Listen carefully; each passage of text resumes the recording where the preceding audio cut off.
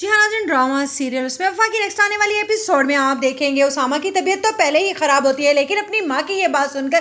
कि नूर ने उसे खुली इजाज़त दे दी है शादी करने के लिए। बस वो इसी सोच में होता है कि नूर, मैं तुम्हारे लिए सारे ज़माने से लड़ गया और एक तुम हो कि मुझे तुमने तनहा छोड़ दिया किसी और का होने के लिए। मैं तुमसे कभी भी ये एक्सेप्ट नहीं कर रहा था। यही सोच में उसकी तबीयत और ज़्यादा ख़राब हो जाती है और जब वो जाता है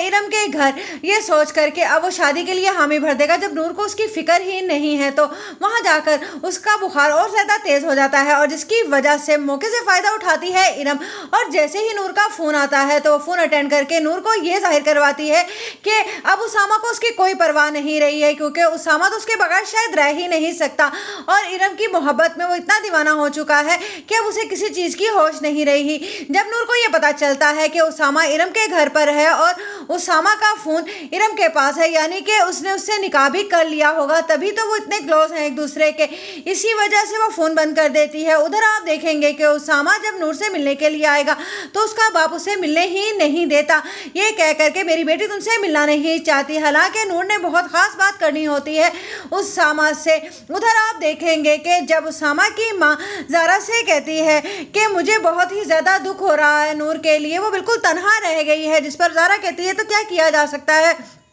उन्होंने अपने ही पैरों पर खुद कुल्हाड़ी मारी है। मुझे नहीं मालूम था कि नूर इतनी आसानी से उसामा को शादी के लिए इजाज़त दे देगी। ये बातें एलिशबा सुनने के बाद बहुत ज़्यादा शर्मिंदा होती है और जाकर ज़ारा से भी माफ़ी मांगती है और कहती है कि मैंने आपको बहुत गलत समझा था, लेकिन आपके दिल में तो अभी भी दूसरों के लिए मोहब्बत है। और रही बात नूर की, तो मुझे बहुत दुख हुआ कि नूर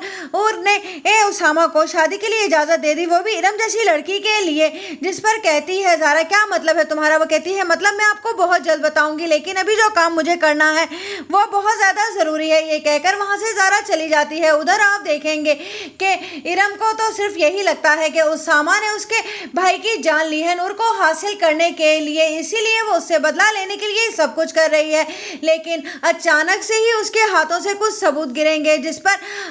जैसे ही उसामा की नजर पड़ेगी तो पहले से ही इरम उन्हें उठा लेगी और कहेगी कि ये कुछ नहीं है।